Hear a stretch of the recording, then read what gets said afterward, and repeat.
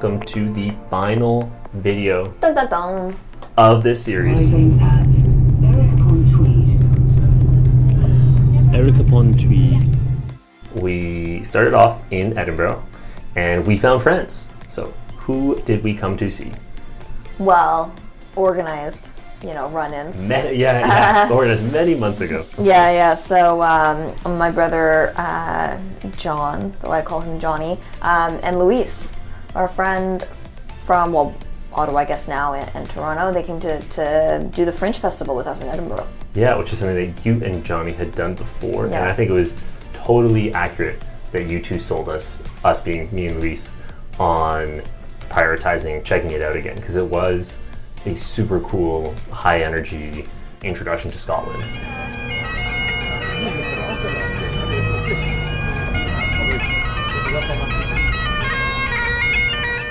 Yeah, except for the fact that there was a bin strike. Yeah, garbage everywhere, but relative to the bin strike that then spread across Scotland and we saw when we went to Glasgow, it was Edinburgh's was contained. Yeah, people were very good in the city about providing bags and trying to hoard the garbage into locations. Yeah. But yeah, amidst all the garbage, there was a ton of performance. So the Fringe Festival is this massive arts festival. So you're seeing buskers on the streets as well as musicians.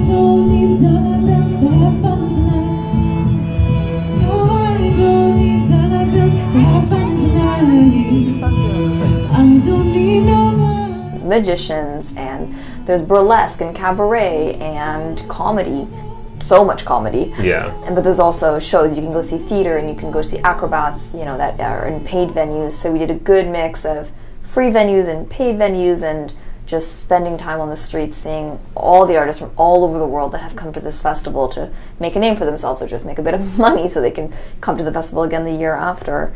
So yeah, it was just as good as I remembered.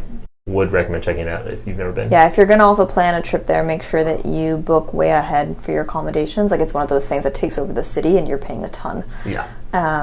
So, yeah, in August. And then make sure you go see the military tattoo if you're there as well.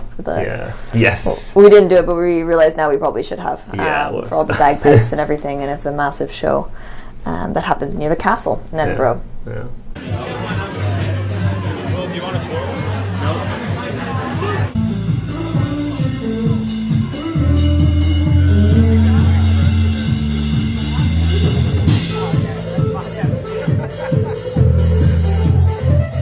Yeah, and great time.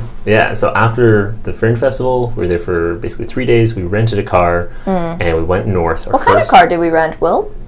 A great car. No, that's not the answer you're looking for. A manual car is the answer you're looking for. And do you drive manual, Will? I don't drive stick. No, so let's just say the first half an hour was really rocky.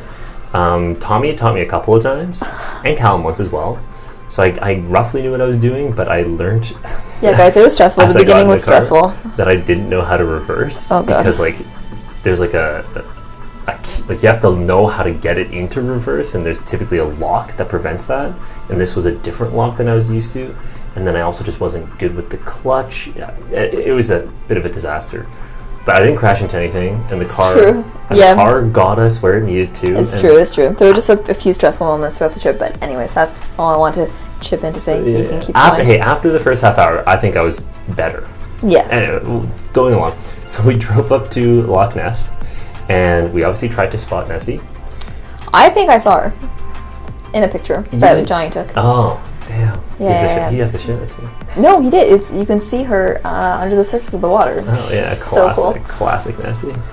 That was cool. That was our first castle. Yeah, we saw a ruin instead, which... What was the name of that castle? Uruguay? That can't be right. Nah, I don't know. But as with so many of these castles, it was blown up because at some point the people inhabiting it didn't want to inhabit it anymore, and instead of letting it fall into enemy hands, they were like, we're going to leave and we're going to blow it up. Yeah.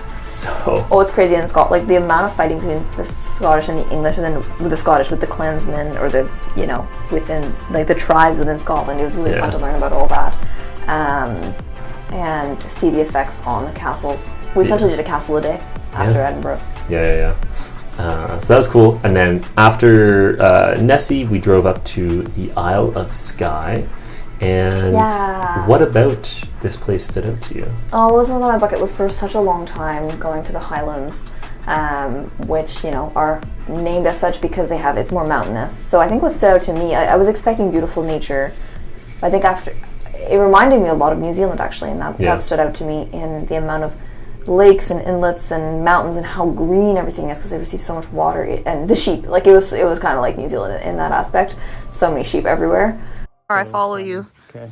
You're the one who wants to pet them. I don't want to get close. You got this. Are you going that way? Pet them and punch them, sir. Moo. Look at they are scared of us. I'm the goat. But yeah, and the hikes surprised me or surpassed my expectations. Yeah, I thought so too. I thought the hikes, the two that we did, which I guess were like two of the best ones that you found, were basically equal in epicness to our favorites in New Zealand. So I guess all I have to say is if you're looking for an epic hiking trip and you don't care for it to necessarily be with a camper van, you can just do Scotland instead of going all the way to New Zealand. Yeah, you can do the Highlands. It is tough to get there to the Isle of Skye though. You need a car or get on a coach.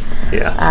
But it was great, and we had Johnny and Louise being troopers and coming on these hikes with us, even though they weren't quite equipped for it. I felt really bad on the second hike when they were just got their shoes soaking wet because we just had to walk through. At one point, the path was just so wet. Only a crazy person would make this trail. Like this lad from Ireland speaking to us. Yeah, straight from Dublin. There best be a pint waiting for me, a Guinness at the end. Yeah, certainly. Pot of gold at the end, maybe too. Pot of gold.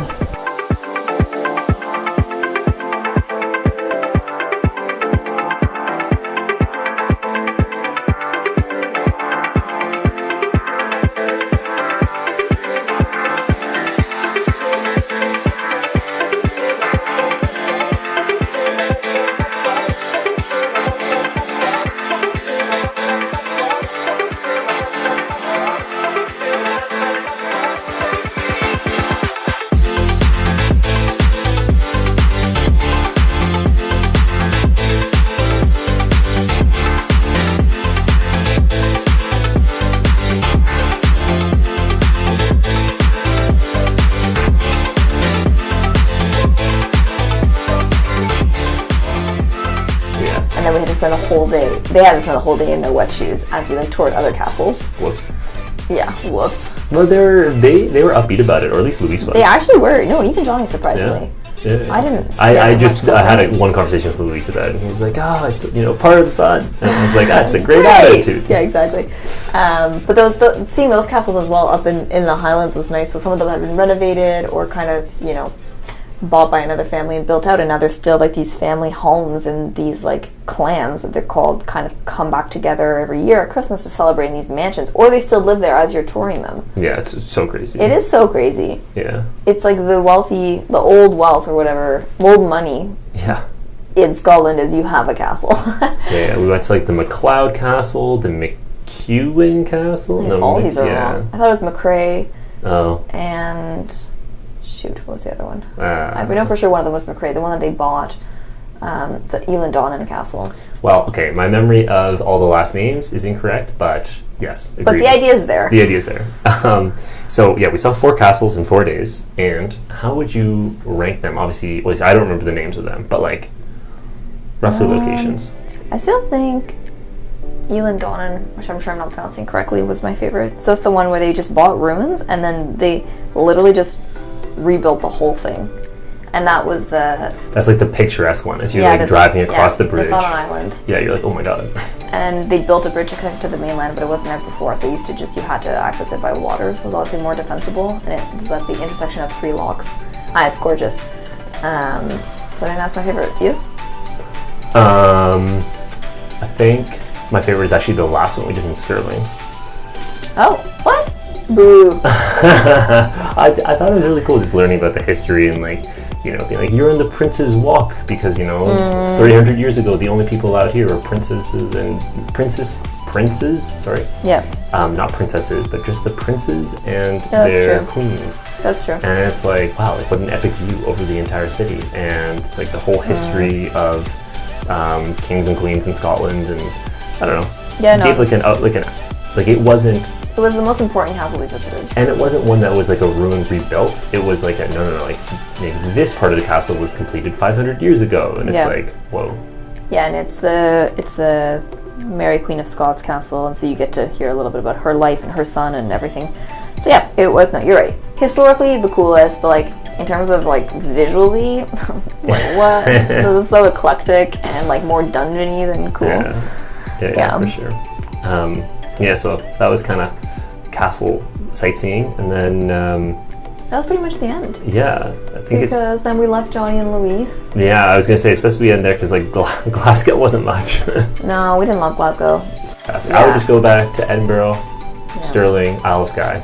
Those were the highlights. The whole thing, just do it again. Well, I'll just skip Glasgow. Yeah. Well, we're not traveling for a little bit now. Yeah. We're resting our bones.